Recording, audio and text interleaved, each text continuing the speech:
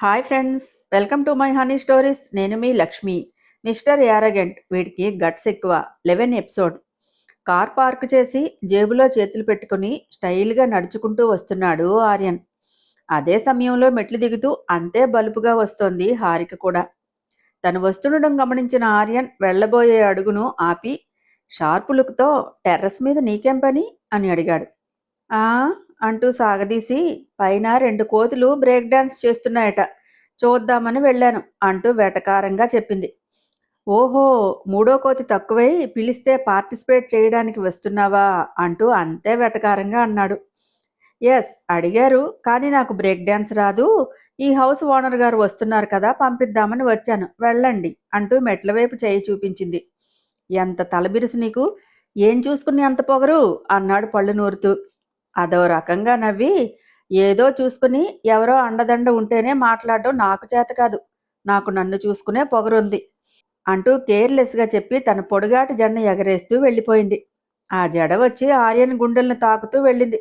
ఏం హొయ్యలిపోతున్నావే, నీ గర్వం ఎలా దించుతానో చూడు అంటూ కోపంగా లోపలికి వచ్చాడు ఆర్యన్. అది చూసిన హారిక, మణి ఆంటీ, మీ బాబుగారు మంచి కాక మీద ఉన్నారు, కూల్గా ఏమైనా ఇవ్వండి అంటూ బిల్డప్ కొడుతూ అమ్మమ్మ అని పిలుస్తూ బామ్మ రూంలోకి వెళ్ళింది.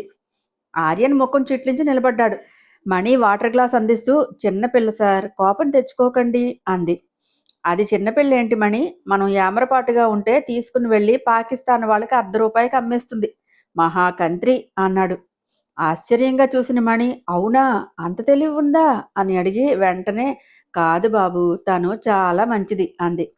అప్పుడే పైనుంచి హారిక గట్టిగా, ఆంటీ, ఎవరో నన్ను బాగా పొగుడుతున్నారు, నాకు సిగ్గేస్తోందని చెప్పండి అంటూ అరిచింది. ఆగవే నిన్ను అంటూ షర్ట్ చేతులు పైకి ముడుచుకొని లోపలికి వెళ్ళబోయాడు ఆర్యన్. వెంటనే మణి అతని చేయి పట్టుకొని, బాబూ, ఏదో చిన్నతనం వదిలేయండి, ముందు ఫ్రెష్ అయి రండి అంటూ భారతి ఇంట్లో లేదనే ధైర్యంతో ఆపింది.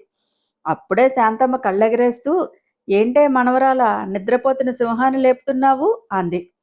హారిక నవ్వుతూ, ఎవరు, మీ మనవడా, you mean him, what a joke అంది. బాగా పగ పట్టేసినట్టున్నావే నా మనవడి మీద అంది శాంతమ్మ. "ఉమ్, బాగా నన్ను కొట్టి బెదిరించి తాళి కట్టాడు కదా, అందుకే చిన్న రివెంజ్ ప్లాన్ అంటూ వయ్యారంగా చెప్పింది. అది విన్న బామ్మ నవ్వుతూ, ఈ కులుకులేవో పెదబాబు ముందు కూడా చూపించు, మంచి గిఫ్ట్ ఇస్తాడు అంది. ఏంటో ఆయన గారు ఇచ్చే గిఫ్టు అంటూ బాగా సాగదీసింది. బామ్మ చిన్నగా నవ్వుతూ, పండంటి బిడ్డని ఇస్తాడే అంది. పెదవి విరుస్తూ హారిక, కొండకు బోడిగుండుకి ముడి వేస్తున్నారు మీరు, మనిద్దరినీ చూస్తుంటే రెడ్ చిల్లీ కొరికిన కాకిలా రోజు అరుచుకుంటాం, మీరు మాత్రం బిడ్డల వరకు వెళ్ళిపోతున్నారు, అక్కడ అంత సినిమా ఏం లేదు అంది. శాంతమ్మ నవ్వుతూ, వాడి సంగతి పక్కన పెట్టు, ఆర్యన్ అంటే నీకిష్టమేనా అని మెల్లగా అడిగింది. ఆ ప్రశ్నకు హారిక కళ్ళ ముందు ఏదో రూపం మెరిసి మాయమైంది. చిన్నగా నిట్టూర్చి, లైఫ్లో మనం ఇష్టపడినవే జరుగుతాయా అమ్మమ్మ, కొన్ని విషయాలు, కొన్ని మనుషులు మన జీవితంలోకి బలవంతంగా వస్తారు, చివరికి వాటిని అంగీకరించడం తప్ప మరో దారి ఉండదు అంది. హారిక చేతిని పట్టుకొని తన పక్కనే కూర్చోబెట్టుకుంది శాంతమ్మ. నీ మనసులో ఎంత బాధ ఉందో ఒక ఆడదానిగా నాకు బాగా తెలుస్తుంది తల్లి, కానీ ఒక బంధాన్ని ఆ దేవుడు ఎందుకు ముడివేస్తాడో తెలుసా అని లాలనగా అడిగింది. తెలియదంటూ తల ఊపింది హారిక. దేవుడు భర్త ఎముకతోనే భార్యను సృష్టించాడంటారు, అందుకే ఆ బొమ్మ తన భర్త అనే బంధాన్ని వెతుక్కుంటూ వెళ్తుంది. సోల్మేట్ అనేది కూడా అందుకే అంటారు. మన మనిషి ఎదురైతే ప్రేమ దానంతటదే మనసులో పుడుతుందట. Marriages are made in heaven అంటారు కదా, దాని అర్థము ఇదే. మీ ఇద్దరి బంధాన్ని దేవుడే రాశాడు, లేదంటే పెదబాబు నాతో ఒక్క మాట చెప్పకుండా ఇంత పెద్ద నిర్ణయం తీసుకునేవాడు కాదు. తన పెళ్లి గురించి నాకెంతటి ఆశలు ఆలోచనలు ఉన్నాయో తెలిసినా నీ మెడలో తాళి కట్టాడంటే అది విధి నిర్ణయమే కదా. మీ కళ్యాణ గడియలు వచ్చాయి కాబట్టే ఇలా జరిగింది. ఈరోజు మీ ఇద్దరి మధ్య కోపం ఉంది, కానీ అదే రేపు కొండంత ప్రేమగా మారుతుందేమో, అదే నా నమ్మకం. ఒకరి మీద ఒకరు పగ పెంచుకుంటూ వెళ్తే చివరికి మిగిలేది బాధ, ఆవేదన మాత్రమే. కానీ ప్రేమతో ఒకరినొకరు అర్థం చేసుకొని లతలా పెనవేసుకుంటే ఆ బంధం అందమైన పొదరిల్లై మీ జీవితం రంగుల హరివిల్లుగా మారుతుంది. శాంతమ్మ మాటలు వింటూ రెప్ప కొట్టకుండా అలాగే చూస్తూ కూర్చుంది హారిక. పదమ్మ భోంచేద్దాం అంటూ నవ్వింది శాంతమ్మ. మీరింకా ఈ టైం వరకు భోజనం చేయలేదా అమ్మమ్మ అని ప్రేమగా అడిగింది. నువ్వొచ్చావుగా, ఇక టైంకే తింటానులే అంటూ నవ్వింది. ఇద్దరూ కలిసి బయటికొచ్చారు. వాళ్ళ మాటలన్నీ విన్న ఆర్యన్ మాత్రం అప్పటికే అక్కడి నుంచి వెళ్ళిపోయాడు. డైనింగ్ టేబుల్ మీద పాత్రలు సర్దుతున్న మణి ఆర్యన్ వెళ్ళిపోవడం చూసి చిన్నగా నవ్వుకుంది. ఇద్దరూ మాట్లాడుకుంటూ రావడం చూసిన శాంతమ్మ, సుజీ, అశోక్ ఇంకా రాలేదా అని అడుగుతూ కూర్చుంది. పిలుస్తానమ్మా అంది మణి. అవసరం లేదు, ఆకలి వేస్తే వాళ్లే వస్తారు. పని కట్టుకుని వెళ్ళి పిలవాల్సిన అవసరం లేదు. ఈ ఇంట్లో టైం అనే క్రమశిక్షణే లేకుండా పోతోంది అని చిరాకుగా అంది. అంతలోనే సురేంద్ర రానే వచ్చాడు. ఆయన్ని చూసి హారిక గౌరవంగా పక్కకు జరిగింది. అమ్మా, ఇంకా డిన్నర్ చేయలేదా అని ఆప్యాయంగా అడిగాడు. లేదు నాన్న, నువ్వు వెళ్ళి ఫ్రెష్ అయ్యిరా, అందరం కలిసి తిందాం. భారతి లేదనుకుంటా అంది శాంతమ్మ. తన ఫ్రెండ్ వాళ్ళ మ్యారేజ్ యానివర్సరీ ఉందని ఫోన్ చేసి చెప్పింది. హారిక, నువ్వు భోజనం చేశావా అమ్మా అని అడిగాడు. లేదంకుల్ అంటూ చిన్నగా నవ్వింది. అంకుల్ కాదు, మావయ్య అని పిలువు అంది శాంతమ్మ. అలాగే అమ్మమ్మ అంది హారిక మృదువుగా. ఆమె స్వభావం చూసి బాను గుర్తొచ్చింది సురేంద్రకు. మనసంతా చేదుగా మారింది. ఏమీ మాట్లాడకుండా ఫ్రెష్ అవడానికి వెళ్ళిపోయాడు. అతని ముఖంలో మెరిసిన బాధను గమనించిన భాను తలంపు ఇంకా నీ మనసును వదలలేదా సూరి అని మనసులోనే బాధపడింది. అంతలోనే సుజన, అశోక్ వచ్చారు. హారికని చూడగానే సుజన మొహం మార్చుకొని డైనింగ్ టేబుల్ దగ్గర కూర్చుంది. రేపటి నుంచి అందరూ టిఫిన్కి డిన్నర్కి టైంకే రావాలి అంది శాంతమ్మ గంభీరంగా. ఈవిడెప్పుడూ కడపరెడ్డమ్మలా ఆర్డర్లు వేస్తూనే ఉంటుంది అని మనసులోనే విసుక్కుంటూ, అదేంటత్తయ్య, ఎవరికి ఎప్పుడు ఆకలి వేస్తే అప్పుడు తింటారు కదా, అందరికీ ఒకేసారి ఆకలి వేయదు అన్నాడు అశోక్. అయితే ఇక నుంచి ఎవరి భర్తలకు వాళ్లే వడ్డించుకోండి. మణి మీకు వడ్డించదు. మీతోనే ఉంటే మిగతా పనులన్నీ ఎప్పుడు చేస్తుంది? తన ఆరోగ్యం కూడా బాగాలేదు. నన్ను వదిలి వెళ్ళలేక మౌనంగా భరిస్తోంది అంటూ గట్టిగానే చెప్పింది. అప్పుడే అక్కడికి వచ్చిన ఆర్యన్ నేరుగా మణి దగ్గరికి వెళ్ళాడు. మణి, నీ ఆరోగ్యం బాగాలేదా? హాస్పిటల్కి వెళ్దామా అని ఆప్యాయంగా అడిగాడు. నువ్వేం పనిగట్టుకుని తీసుకువెళ్తావల్లుడు, డబ్బులిస్తే తానే వెళ్తుందిలే అని వ్యంగ్యంగా అన్నాడు అశోక్. అది విన్న హారికకు కోపం వచ్చింది. నేను తీసుకెళ్తాను ఆంటీని, డబ్బులు కూడా అవసరం లేదు. నాకు తెలిసిన మంచి డాక్టర్ ఉన్నారు, బెస్ట్ ట్రీట్మెంట్ ఇస్తారు అంది. ఆర్యన్ మాత్రం బామ్ ఎదుట ఏమీ మాట్లాడకుండా మౌనంగా కూర్చున్నాడు. డబ్బుతోనే అన్నీ సాధ్యమవుతాయని అనుకోవడం మూర్ఖత్వం అశోక్. 100 రూపాయల నోటు చేతిలో పెట్టి వెళ్ళి నాకు వస్తువు తీసుకురా అంటే అది వెళ్ళదు. దాన్ని మనిషి తీసుకువెళ్తేనే వస్తువు ఇంటికి వస్తుంది.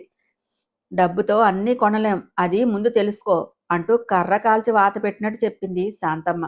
హారిక, శాంతమ్మ ఇద్దరి నుంచి వరుసగా కౌంటర్లు రావడంతో అశోక్ లోపల ఉడికిపోయాడు. అందరూ భోజనం చేస్తుండగా అన్ని వేళలా మౌనం మంచిది కాదు పెదబాబు. కొన్ని సందర్భాల్లో మౌనం చేతకానితనంగా కనిపిస్తుంది అంది శాంతమ్మ. ఆ మాట నేరుగా గుండెల్లో తగిలింది ఆర్యన్కి. సారీ నాని అన్నాడు చిన్నగా. అందరూ తిన్నాక ఆంటీ మీరు కూడా తిని రెస్ట్ తీసుకోండి, మిగతా పని రేపు చూసుకుందాం అంటూ మణికి చెప్పి వెళ్ళబోయింది హారిక. వెళ్తున్న హారికను చిటిక వేసి మరీ పిలిచాడు ఆర్యన్. వెనక్కి తిరిగి కళ్ళు చిట్లించి చూసింది. ఏంటి, ఇంట్లో పెత్తనాలు చేస్తున్నావా? అంటే నేను తీసుకెళ్తానంటున్నావు కదా. మణిని తీసుకువెళ్లే హక్కు నీకెవరిచ్చారు? అది నా హక్కు కాదు, ప్రేమ. అలాంటి వాటి అర్థం నీకు తెలియదులే. అబ్బో, మరి నీకేం హక్కులున్నాయి? నాకా అన్ని హక్కులు అధికారాలు ఉన్నాయి, నీ మీద కూడా. ఎవరు రాసిచ్చారు ఆ హక్కులు అని సీరియస్గా అడిగాడు. ఎవరో కాదు, ఆర్యన్ మహాజన్ ఇచ్చాడు. వాట్ డూ యు మీన్ అని కోపంగా అడిగాడు. మెడలోని పసుపుతాడుని బయటకు తీసి చూపిస్తూ, ఇదిగో మీరే మీ స్వహస్తాలతో ఇచ్చారు అంది కళ్ళెగరేస్తూ. అది కట్టింది ఇంట్లో పెత్తనం చేయడానికి కాదు, నిన్ను నా బానిసగా చేసుకోవడానికి. ఆహ్లాదంగా నవ్వి, ఓ, తాళి కడితే భార్య బానిసైపోతుందా? ఈ మహత్తర సత్యం మీకు బోధించిన మహానుభావుడెవరో కాస్త పరిచయం చేస్తారా నాకు? ఎవరో చెప్పాల్సిన అవసరం లేదు, ఈ ఆర్యనికి తెలుసు అన్నాడు. మరి తాళి కట్టగానే నేను మీ బానిసనైపోతానని ఎలా అనుకున్నారు సార్? ఆమె కావాలనే రెచ్చగొట్టింది. నిన్ను ఎలా అదుపులో పెట్టాలో నాకు బాగా తెలుసు అంటూ ఈవిల్ స్మైల్ ఇచ్చాడు. హోమ్ని అడ్డం పెట్టుకొని నిన్ను బ్లాక్మెయిల్ చేసి మీ అగ్నిలో పెట్టుకోవాలనుకుంటున్నారు. సరే, ఎంతకాలం చేస్తారో చూస్తాను. మా ఇంటి విషయాల్లో జోక్యం చేసుకుంటే ఊరుకోను. మా మామకి ఎదురు మాట్లాడినా, మా వాళ్ల మీద నీ పొగరు చూపించినా సహించను అంటూ హెచ్చరించాడు. మీ వాళ్ళు మాత్రం ఎవరినైనా బాధ పెట్టొచ్చు, కానీ వాళ్ళనెవరూ ప్రశ్నించకూడదా?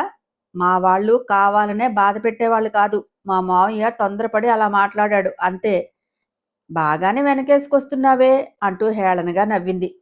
మణి ఆంటీ అంటే నీకు నిజంగానే ఇష్టం అనుకున్నా. అదంతా నాటకమా? మణి అంటే నాకిష్టం, నాటకం ఎందుకు? అయితే ఆమె ఎంత బలహీనంగా ఉందో నీకు కనిపించలేదా? ఆర్యన్ ఒక్కసారిగా ఆలోచనలో పడ్డాడు హారిక అటాక్కి. నిజంగానే మణి అంత వీక్గా ఉందా? నాకెందుకు తెలియలేదు? కానీ బయటికి మాత్రం మణి చెప్పదు, అందుకే తెలియలేదు. నీ నోరు అదుపులో పెట్టుకో, ఇది చెప్పడానికే పిలిచాను, వెళ్ళు అంటూ లోపలికి వెళ్ళిపోయాడు. అతని వైపు చూస్తూ ఆ నేలముచ్చుగాడినంటేనే ఇంత ఎగిరాడు. తన మామ మీద నేను యుద్ధం చేస్తానని తెలిస్తే ఇంకెంత ఎగురుతాడో. దేవుడా, హరి కొద్ది రోజులైనా నోరు అదుపులో పెట్టుకోవే, ఈ యాటిట్యూడ్ బాబుతో వ్యవహరించడం అంత ఈజీ కాదు అనుకుంటూ తన గదికి వెళ్ళింది. ఆర్యన్ బాల్కనీలో నిలబడి వెన్నెలను చూస్తున్నాడు. ఇంతవరకు ఈ వెన్నెలంటే మనసుకు హాయిగా ఉండేది. ఇప్పుడు ఈ వెన్నెలు కూడా హారిక మాటల్లాగే మంట పెడుతోంది. అంతలో పౌర్ణం వెన్నెల్లో నవ్వుతున్న హారిక ముఖమే కళ్ళ ముందు మెదిలింది. దానికి టెన్షన్ లేదు, టార్చర్ అంతా నాకే అంటూ చిరాకుగా నిట్టూర్చాడు. రేపు ఫస్ట్ డేట్ అని తెలిస్తే ఈ ఆర్డిఎక్స్ బాబు ఇంకెంత బ్లాస్ట్ అవుతాడో. రోజు ఉదయమే లేచే అలవాటున్న హారిక సూర్యభగవానుడు తన తల్లి గర్భం నుంచి ఉదయించకముందే లేచి ఫ్రెష్ అయ్యి బాల్కనీలో క్లోత్స్ పరుచుకొని మెడిటేషన్ చేసింది. నులివెచ్చని రవికిరణాలు ఆమె మోమును ముద్దాడగా నెమ్మదిగా కళ్ళు తెరిచి సమస్త జనులను తన వెలుగుతో మేల్కొల్పుతున్న ఆదిత్యుడికి మనఃపూర్వకంగా నమస్కరించి కిందకు వెళ్ళింది. పూజగది శుభ్రం చేసి పువ్వులతో దేవుణ్ణి అలంకరించి దీపారాధన చేసి హారతిచ్చింది. అప్పుడే స్నానం చేసి వచ్చిన శాంతమ్మ దేవుడి మందిరం దేదీప్యంగా వెలుగులు చెందటం చూసి మనస్సంతా ఆనందంతో నిండిపోయింది. హరి అంటూ ఆప్యాయంగా పిలిచి మెరిసే కళ్ళతో చాలా సంతోషంగా ఉంది అని నవ్వి వెళ్ళి దేవుడికి నమస్కరించింది బామ్మ. పైనుంచి అంతా చూస్తున్న భారతికి హారికతో పెద్దావిడ అంత ఇష్టంగా మెలగటం డైజెస్ట్ కాక కోపంతో రైలింగ్ని కొట్టింది. గాజుల సౌండ్కి తలెత్తి చూసింది హారిక.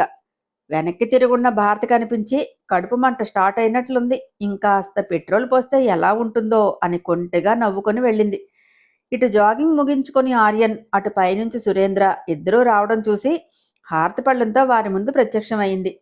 వెనకే జపమాలతో శాంతమ్మ గారు వచ్చారు. మావయ్య గారు హారతి తీసుకోండి అని హ్యాపీ స్మైల్తో అంది. చిన్నగా నవ్వి హారతి తీసుకుని వెళ్ళాడు సురేంద్ర. హరి, పెద్దబాబుకు కూడా ఇవ్వు అంది బామ్మ. పళ్ళెం అతని ముఖం ఎదుట పెట్టి కళ్ళతోనే సైగ చేసింది. హారతి కంటే ముఖం ఎక్కువగా ముడుచుకుంటూ తప్పనిసరిగా కళ్ళకద్దుకుని వెళ్ళిపోయాడు ఆర్యన్. భారత్ అలాగే చూస్తుంటే, చెల్లాయ్, ఈ పిల్ల చాలా స్పీడ్ అవుతోంది. నైట్ కూడా నోరు బాగానే తెరిచింది మన అత్తగారితో కలిసి అంటూ ఆమె చెవి తినేశాడు అశోక్. చురుగ్గా చూసి, నువ్వు ఆర్యన్ ముందు నోరు తెరవద్దని ఎన్నిసార్లు చెప్పినా బుర్రకెక్కదా నీకు అంటూ చిరాకు పడింది భారతి. ఆర్యన్ ఏమీ అనలేదుగా అంటూ అదేదో పెద్ద మెడలు సాధించినట్టు గొప్పగా చెప్పాడు అశోక్. ఆంటీ రండి, హారతి గుణమెక్కుతుంది అంటూ పిలిచింది హారిక. నవ్వుని మెయింటైన్ చేస్తూ వచ్చి హారతి తీసుకొని, నీకు పూజ చేసే అలవాటు కూడా ఉందా? గుడ్ అంది భారతి. అశోక్ని చూస్తూ, పూజ చేసే అలవాటే కాదంటీ, ఇంకా చాలా హ్యాబిట్స్ ఉన్నాయి అని సైడ్ స్మైల్తో అంది హారిక. ఏంటో ఆ అలవాట్లు అని వెటకారంగా ధ్వనించింది అశోక్ స్వరం. కొన్ని అలవాట్లు కనిపించవు అంకుల్, కానీ సమయం వచ్చినప్పుడు వాటి విలువ అందరికీ తెలుస్తుంది. నేనేం చేయగలనో చెప్పడం కంటే చేసి చూపించడం నాకు బాగా అలవాటు. ఇప్పుడే చెప్పేస్తే సర్ప్రైజ్ ఏముంటుంది అంకుల్, కాస్త వెయిట్ చేయండి. ప్రతి మనిషిని మొదటి చూపులో అంచనా వేయకూడదు అంకుల్, కొన్ని పుస్తకాలు చివరి పేజీకి వెళ్ళాకే అర్థమవుతాయి. నవ్వుతూ ఉన్నానని తేలిగ్గా తీసుకోకండి. అవసరం వస్తే నా సమాధానం మాటల్లో కాదు, పనుల్లో ఉంటుంది అని వెళ్ళింది హారిక. బిత్తర చూపులు చూడటం అశోకవంతైతే హారిక మాటల అర్థాలు వెతికే పనిలో పడింది భారతి.